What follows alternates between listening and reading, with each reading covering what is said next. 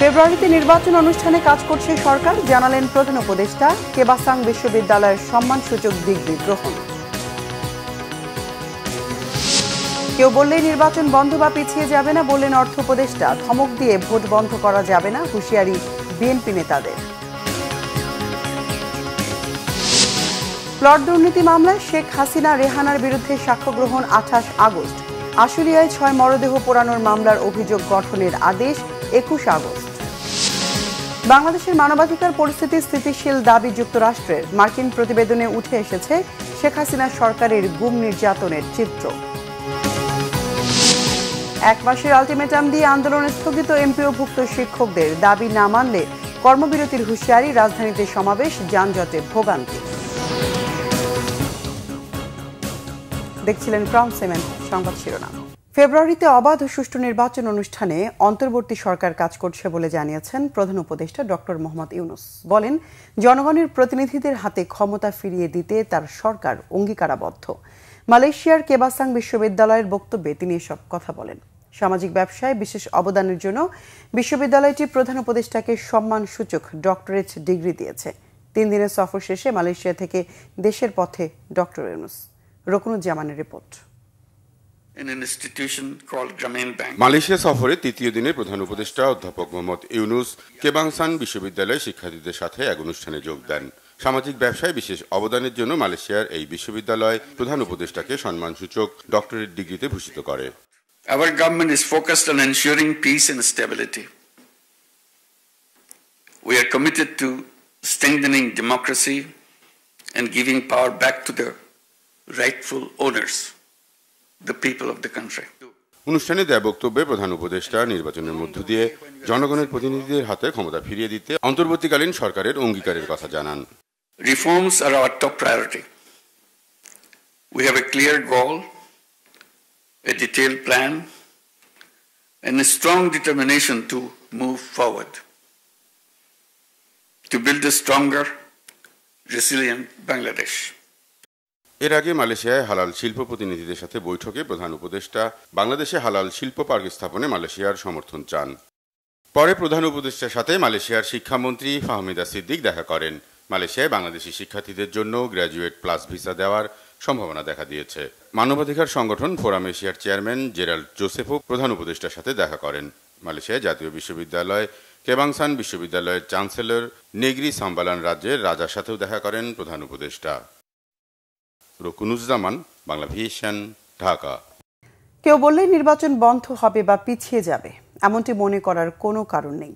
যারা বলছেন এগুলো তাদের রাজনৈতিক বক্তব্য বলে মনে করেন অর্থ উপদেষ্টা ডক্টর সালেউদ্দিন আহমেদ।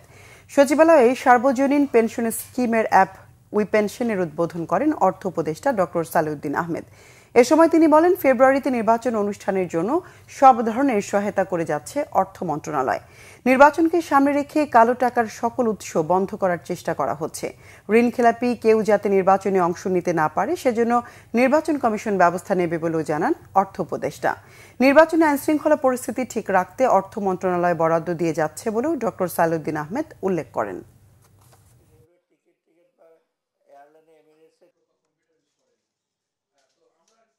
রাজনৈতিক বক্তব্য রাখুক না, রাজনৈতিক, আমি তো বামপন্থী রাজনৈতিক, আমি কত কথা বলছি ইউনিভার্সিটি বন্ধ করে দাও, হল বন্ধ করে দাও বলছি নাকি, আমার কথা কি হল বন্ধ হয়ে গেছে নাকি?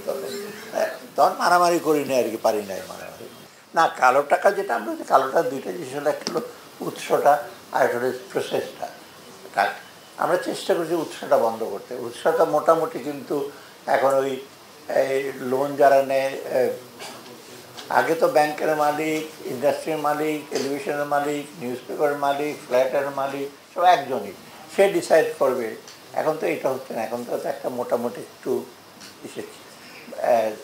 চেক অ্যান্ড ব্যালেন্স কিছু আছে, সেটা ঠিক করবে, ভালো হবে। আমরা যথাসামর্থ্য সাপোর্ট দিচ্ছি অর্থ মন্ত্রণালয় থেকে, ল অ্যান্ড অর্ডারের জন্য যা যা লাগে এই সে। ধমক দিয়ে নির্বাচন বন্ধ করা যাবে না বলে জানিয়েছেন বিএনপির স্থায়ী কমিটির সদস্য ডাক্তার এজেডএম জাহিদ হোসেন। তিনি বলেন, একটি পক্ষে নির্বাচন হতে না দেওয়ার হুমকিকে স্বৈরাচারের পদধ্বনি এবং নির্বাচন বানচালের ষড়যন্ত্র হিসেবে দেখছে বিএনপি। পেছনের দরজা দিয়ে ক্ষমতায় বসতে আগ্রহীরাই সংখ্যানুপাতিক পদ্ধতির ভোট চান বলে জানান বিএনপি নেতারা। রিপোর্ট করছেন সিকান্দার রেমান। বিএনপির প্রতিষ্ঠাতা শহীদ রাষ্ট্রপতি জিয়াউর রহমানের মাজারে চিকিৎসক সংগঠন ডক্টরস অ্যাসোসিয়েশন অব বাংলাদেশ ড্যাবের নবনির্বাচিত কমিটির সদস্যরা শ্রদ্ধা নিবেদন করেন। এ সময় বিএনপির স্থায়ী কমিটির সদস্য ডাক্তার এজেডএম জাহিদ হোসেন বলেন, প্রধান উপদেষ্টা বারবার ফেব্রুয়ারিতে নির্বাচন আয়োজনের কথা বলছেন, অথচ একটি অংশ নানান দাবিতে নির্বাচন না হবার হুমকি দিচ্ছেন। যারা আজকে ধমক দেন নির্বাচন হতে দিবেন না, তারা কি ভেবে দেখেছেন জনগণ কি এটা চায়? জনসমর্থন কি এটাতে আছে? আপনারা মব কালচার সৃষ্টি করছেন, দেশের আইন শৃঙ্খলা পরিস্থিতি কোন দিকে নিয়ে যাচ্ছেন, দেশের শিক্ষা ব্যবস্থা গত 1 বছর যাবৎ কি ধরনের পড়াশোনা হচ্ছে সেটিকে আপনারা লক্ষ্য করেছেন? এদিকে বিএনপির সিনিয়র যুগ্ম মহাসচিব রুহুল কবির রিজভী অভিযোগ করেছেন, একটি গোষ্ঠী মব সন্ত্রাসকে ক্যান্সারে পরিণত করেছে। মবের বিরুদ্ধে কঠোর ব্যবস্থা নিতে অন্তর্বর্তী সরকারের প্রতি আহ্বান জানান তিনি। বিএনপি চেয়ারপারসনের গুলশান কার্যালয়ে সংবাদ সম্মেলনে এসব কথা বলেন তিনি। এই পিআর পদ্ধতি হঠাৎ করে এটা ইন্ট্রোডিউস করা হচ্ছে, যে সময় সবাই একটা অবাধ সুষ্ঠু নির্বাচন চাচ্ছে, সেই মুহূর্তে এই আনুপাতিক এই নির্বাচনটা আমার মনে হয় যে এটা একেবারেই উদ্দেশ্য প্রণোদিত। এর মধ্যে আমার মনে হয় যে অন্তর্গত কোনো স্বচ্ছতা নেই। 15ই আগস্ট বেগম খালেদা জিয়ার জন্মবার্ষিকী উপলক্ষে রাজধানী সহ সারা দেশে বিএনপির কেন্দ্রীয় কার্যালয় ও মসজিদে তার রোগ মুক্তি কামনায় দোয়া ও মিলাদ মাহফিলের কর্মসূচি ঘোষণা করেছে বিএনপি। কেক কাটা বা অন্য কোনো। সিকান্দার রেমান, বাংলা ভিশন, ঢাকা। রাজুকের প্লট দুর্নীতির অভিযোগে করা আলাদা 3 মামলায় সাবেক প্রধানমন্ত্রী শেখ হাসিনা ও তার বোন শেখ রেহানা এবং তার 2 সন্তান সহ 22 জনের বিরুদ্ধে সাক্ষ্য গ্রহণ শেষ হয়েছে। আগামী 28 আগস্ট ঢাকার 4 নম্বর বিশেষ জজ আদালতের বিচারক মোহাম্মদ রবিউল আলমের আদালত পরবর্তী সাক্ষ্য গ্রহণের তারিখ ধার্য করেন। রাজুকের প্লট বরাদ্দের জন্য সাবেক প্রধানমন্ত্রীর ওপর চাপ প্রয়োগ করেন টিউলিপ সিদ্দিক বলে আদালতে জানান দুদকের উপপরিচালক সালাউদ্দিন। বলেন, শেখ হাসিনা তার ক্ষমতার অপব্যবহার করে নিজের বোন রেহানাকে প্লট বরাদ্দের জন্য সংশ্লিষ্ট কর্মকর্তাদের নির্দেশ দেন। শেখ হাসিনা ও তার ছেলে মেয়ের নামে প্লট বরাদ্দের বিষয়ে টিউলিপ সিদ্দিক জানতে পেরে নিজের নামেও একই জায়গায় প্লট বরাদ্দের জন্য সাবেক প্রধানমন্ত্রীর ওপর চাপ প্রয়োগ করেন বলে জানান তিনি। শেখ রেহানা, টিউলিপ সিদ্দিক ও রাদওয়ান মুজিব সিদ্দিক রাজুকে নির্ধারিত ফর্মে কোনো আবেদন করেননি। এছাড়াও রাজধানীতে একাধিক স্থাবর সম্পত্তি থাকা সত্ত্বেও শেখ রেহানা ও রাদওয়ান মুজিব সিদ্দিক রাজুকের আবাসন নীতিমালা লঙ্ঘন করে প্লট বরাদ্দ নেন। গত 31 জুলাই এসব মামলায় চার্জ গঠন করে বিচার শুরুর আদেশ দেন আদালত। চার্জ গঠন শুনানির সময় আসামিরা পলাতক থাকায় তাদের বিরুদ্ধে গ্রেফতারি পরোয়ানা জারি করা হয়। অবৈধভাবে তিনি তার যে ক্ষমতার অপব্যবহার করে তার বোন শেখ রেহানাকে এই প্লট বরাদ্দ দিয়েছেন। সে মর্মে এখানে যে রাজনৈতিক উন্নয়ন কর্তৃপক্ষের যে বিধি আছে সেই সব বিধি লঙ্ঘন করেছেন। লঙ্ঘন করে এই প্লটগুলো বরাদ্দ দেওয়া হয়েছে। সেই বিষয়ে উনি বিস্তারিতভাবে বিজ্ঞ আদালতে ওনার এজাহারকে সমর্থন করে বক্তব্য দিয়েছেন। জুলাই আগস্টের গণঅভ্যুত্থানের সময় আশুলিয়ায় 5 মরদেহের সঙ্গে জীবিত একজনকে পোড়ানো সহ 7 জনকে হত্যা মামলায় অভিযোগ গঠনের বিষয়ে আদেশের জন্য 21 আগস্ট দিন ধার্য করেছে আন্তর্জাতিক অপরাধ ট্রাইব্যুনাল। বিচারপতি নজরুল ইসলাম চৌধুরীর নেতৃত্বে ট্রাইব্যুনাল 2 বুধবার অভিযোগ গঠনের শুনানি শেষে এই আদেশ দেয়। এছাড়া তৃতীয় দিনের মতো চানখারপুলে 6 জনকে হত্যা মামলার সাক্ষীদের জবানবন্দি নেওয়া হয়। পরবর্তী সাক্ষ্য গ্রহণ 20 আগস্ট। নাবিল জাহাঙ্গীরের রিপোর্ট। জুলাই আগস্টের গণ অভ্যুত্থান ঠেকাতে শেখ হাসিনার নির্দেশে শুধু হত্যাযজ্ঞ চালিয়ে থামেনি আইন শৃঙ্খলা রক্ষা বাহিনী, মৃতদেহ পুড়িয়ে গণহত্যার প্রমাণ ধ্বংস করার বর্বর চেষ্টাও চালায় তারা। ফ্যাসিস্ট সরকারের পতনের দিন 5 আগস্ট আশুলিয়ায় গুলি করে হত্যার পর 5 জনের মৃতদেহ এবং 1 জনকে আহত অবস্থায় পুড়িয়ে দেয় পুলিশ। এই মামলার অভিযোগ গঠনের শুনানি শেষে 21 আগস্ট আদেশের দিন ধার্য করেছে ট্রাইব্যুনাল 2। আজকে আসামি পক্ষের আইনজীবীরা তাদের এই মামলা থেকে অব্যাহতি চেয়ে তারা তাদের পক্ষে শুনানি করেছেন এবং আগামী 21 আগস্ট 2025 তারিখে এই চার্জ গঠনের উপরে আদেশের জন্য দিন ধার্য আছে। ওই দিন নির্ধারণ হবে যে আসামির বিরুদ্ধে চার্জ গঠন হবে নাকি ওনারা এই অভিযোগ থেকে অব্যাহতি পাবেন। এদিকে চানখারপুলে শহীদ আনাস সহ 6 জনকে গুলি করে হত্যার মামলায় তৃতীয় দিনের মতো সাক্ষ্য গ্রহণ চলে ট্রাইব্যুনাল 1-এ। বুধবার এই মামলায় সাক্ষ্য প্রদান করেন শহীদ মোহাম্মদ ইয়াকুবের মা রহিমা আক্তার ও চাচা শহীদ আহমেদ। যে 6 জনকে চাংখারপুলে নির্মমভাবে হত্যা করা হয়েছিল তাদের বাবা মা তারা সরাসরি যারা প্রত্যক্ষ করেছে সাক্ষী যারা ভিডিও ধারণ করেছে তারা এসে ট্রাইব্যুনালে সাক্ষ্য ইতিমধ্যে দিয়ে গিয়েছে। প্রত্যক্ষদর্শী সাক্ষী শহীদ আহমেদ জানান ৫ আগস্ট চাংখারপুলে মোতায়েন পুলিশ সদস্যদের কয়েকজনকে হিন্দিতে কথা বলতে শুনেছেন তিনি। নাবিল জাহাঙ্গীর, বাংলা ভিশন, ঢাকা। বৈশ্বিক মানবাধিকার পরিস্থিতি নিয়ে যুক্তরাষ্ট্রের বার্ষিক প্রতিবেদনে বলা হয়েছে বাংলাদেশের মানবাধিকার পরিস্থিতি স্থিতিশীল হলেও কিছু কিছু উদ্বেগ রয়ে গেছে। দেশে দেশে মানবাধিকার পরিস্থিতির বিশদ বর্ণনা থাকলেও এতে অনুপস্থিত গাজায় ইসরায়েলের বর্বরতার ভয়াবহতা। বাংলাদেশ নিয়ে ৩১ পৃষ্ঠার প্রতিবেদনটি প্রকাশ করেছে মার্কিন পররাষ্ট্র দপ্তর। এতে সাবেক শেখ হাসিনা সরকারের আমলে আইনশৃঙ্খলা বাহিনীর অংশগ্রহণে ব্যাপক হারে বিচার বহির্ভূত হত্যা, গুম, খুন, অমানবিক নির্যাতনের অভিযোগ আনা হয়েছে। বলা হয়েছে হাসিনার আমলে বাক স্বাধীনতায় হস্তক্ষেপ, গণমাধ্যমের কণ্ঠরোধ আর সংবাদকর্মীদের বেআইনি গ্রেফতার, নির্যাতন, কারাগারে পাঠিয়ে স্বাধীন সাংবাদিকতায় ভীতি সৃষ্টির অপচেষ্টা হয়েছে। সেই সাথে সরকার, সেনাবাহিনী, গোয়েন্দা সংস্থা, পুলিশের বিধিনিষেধ আর সশস্ত্র চরমপন্থী গোষ্ঠী আর সন্ত্রাসীদের হুমকিতে বাধাগ্রস্ত হয়েছে স্বাধীন সাংবাদিকতা।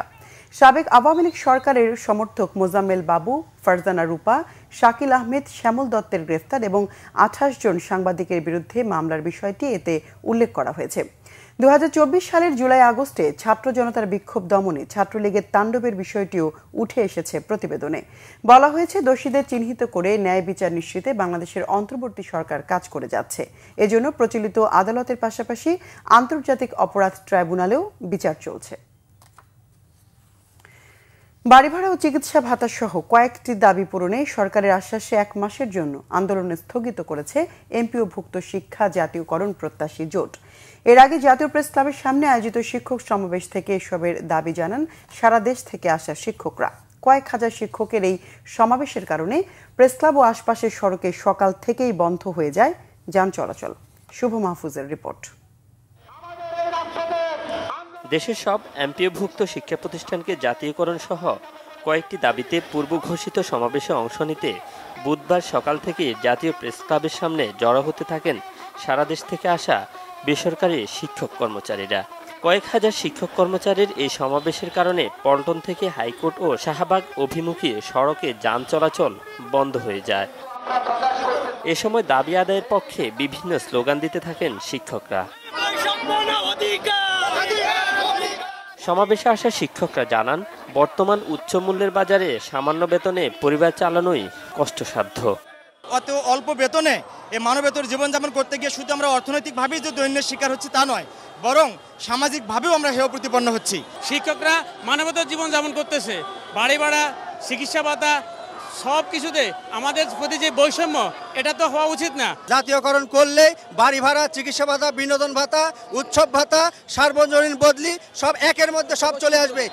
সরকারি বেসরকারি প্রতিষ্ঠানে একই সিলেবাসে পাঠদান হলেও বেসরকারি শিক্ষকরা কেন সব সুবিধা থেকে বঞ্চিত হবেন এমন প্রশ্নও তোলেন শিক্ষকরা।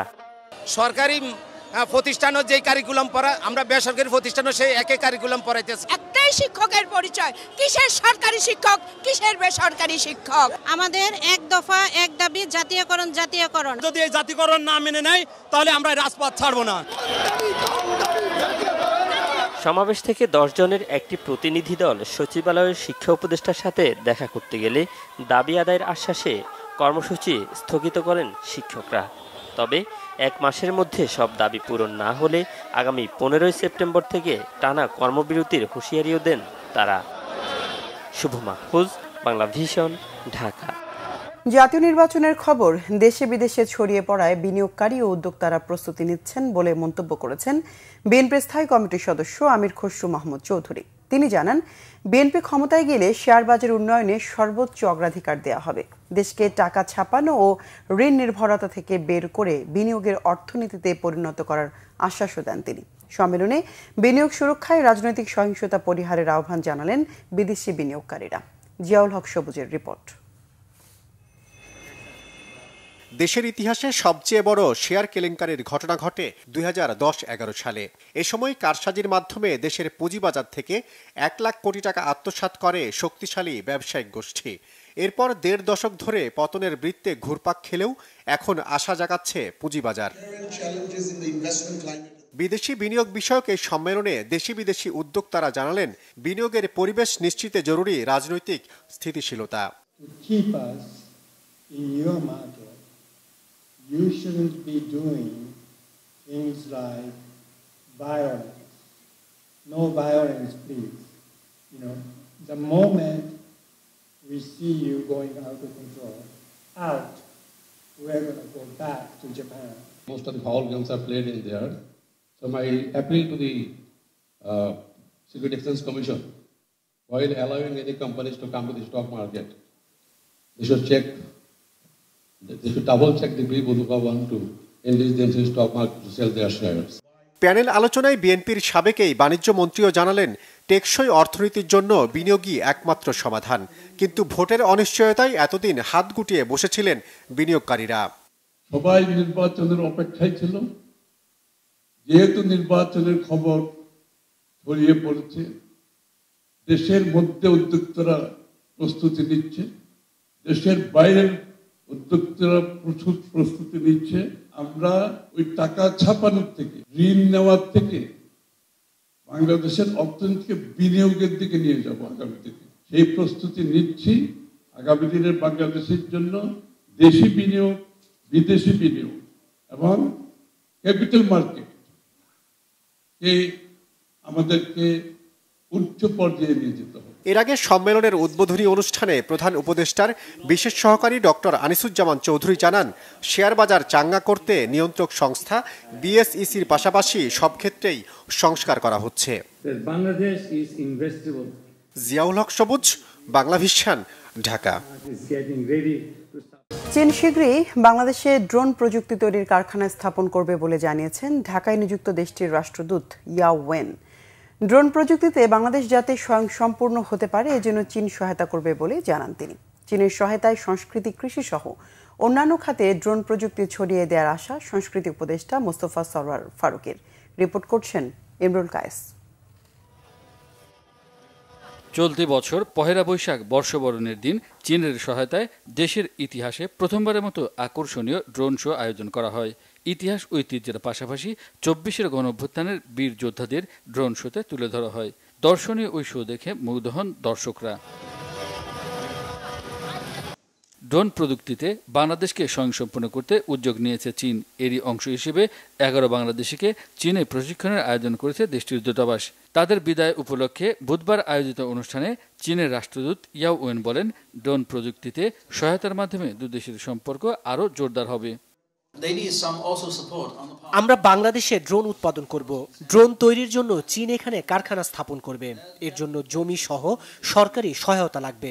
আশা করি প্রশিক্ষণার্থীরা চীন থেকে প্রশিক্ষণের মাধ্যমে জ্ঞান ও অভিজ্ঞতা অর্জন করে ফিরে এসে বাংলাদেশের ড্রোন প্রযুক্তি উন্নয়নে কাজ করবে। সংস্কৃতি উপদেষ্টা মোস্তফা সরওয়ার ফারুকী বলেন, ড্রোন প্রযুক্তি সাংস্কৃতিক পরিমণ্ডলে নতুন মাত্রা যোগ করেছে। এক্ষেত্রে বাংলাদেশকে এগিয়ে নিতে সরকার কাজ করছে বলে জানান তিনি।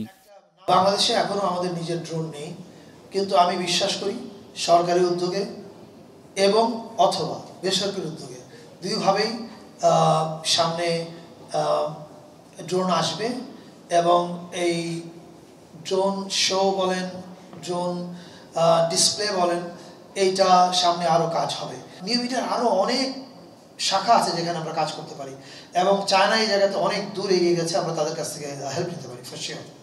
ড্রোন ইন্ডাস্ট্রি গড়ে উঠলে যুবকদের কর্মসংস্থান হবে বলে আশা সংস্কৃতি উপদেষ্টার। ইমরুল কায়েস, বাংলা ভিশন, ঢাকা। জুলাই সনদের আগে প্রধান উপদেষ্টা জাতীয় নির্বাচনের তারিখ ঘোষণা করে সনদকে প্রশ্নবিদ্ধ করেছেন বলে অভিযোগ করেছে ইসলামী আন্দোলন বাংলাদেশ। বুধবার বিকেলে প্রধান নির্বাচন কমিশনার এএমএম নাসির উদ্দিনের সাথে বৈঠক শেষে এমন মন্তব্য করেন সংগঠনটির মুখপাত্র গাজী আতাউর রহমান। বলেন, জুলাই সনদের নির্বাচন লেভেল প্লেইং ফিল্ড নিশ্চিতকরণ, জাতীয় নির্বাচনের আগে স্থানীয় নির্বাচন, জাতীয় নির্বাচনে পিআর পদ্ধতিতে নির্বাচন সহ ৭ দফা দাবি পেশ করেছেন তারা। আগামী নির্বাচনে আওয়ামী লীগ ও তাদের দোসরদের অযোগ্য ঘোষণা করার দাবি জানায় ইসলামী আন্দোলন। এছাড়া জুলাই সনদের আগে তফসিল ঘোষণা না করতে কমিশনকে আহ্বান জানান তারা। সংবাদ শেষ করব ক্রাউন সিমেন্ট শিরোনামগুলো আরেকবার জানিয়ে। ফেব্রুয়ারিতে নির্বাচন অনুষ্ঠানে কাজ করছে সরকার, জানালেন প্রধান উপদেষ্টা। কেবাসাং বিশ্ববিদ্যালয়ের সম্মানসূচক ডিগ্রি গ্রহণ। কেউ বললে নির্বাচন বন্ধ বা পিছিয়ে যাবে না, বললেন অর্থ উপদেষ্টা। ধমক দিয়ে ভোট বন্ধ করা যাবে না, হুঁশিয়ারি বিএনপি নেতাদের। প্লট দুর্নীতি মামলায় শেখ হাসিনা রেহানার বিরুদ্ধে সাক্ষ্য গ্রহণ 28 আগস্ট। আশুলিয়ায় 6 মরদেহ পোড়ানোর মামলায় অভিযোগ গঠনের আদেশ 21 আগস্ট। বাংলাদেশের মানবাধিকার পরিস্থিতি স্থিতিশীল দাবি যুক্তরাষ্ট্রের। মার্কিন প্রতিবেদনে উঠে এসেছে শেখ হাসিনা সরকারের গুম নির্যাতনের চিত্র। 1 মাসের আলটিমেটাম দিয়ে আন্দোলন স্থগিত এমপিওভুক্ত শিক্ষকদের, দাবি না মানলে কর্মবিরতির হুঁশিয়ারি। রাজধানীতে সমাবেশ, যানজটে ভোগান্তি। দর্শক, এ ছিল এখনকার মতো। পরের সংবাদ রাত 10:30টায়। এর আগে 9টায় রয়েছে নিউজ 20, দেখার আমন্ত্রণ রইল। এছাড়া বাংলাভিশন সংবাদ ও সংবাদ সংশ্লিষ্ট অনুষ্ঠান দেখতে ভিজিট করুন www.bvnews24.com ও facebook.com/banglavishnewse এবং সাবস্ক্রাইব করুন youtube.com/banglavishnewse। এতক্ষণ সঙ্গে থাকায় ধন্যবাদ সবাইকে।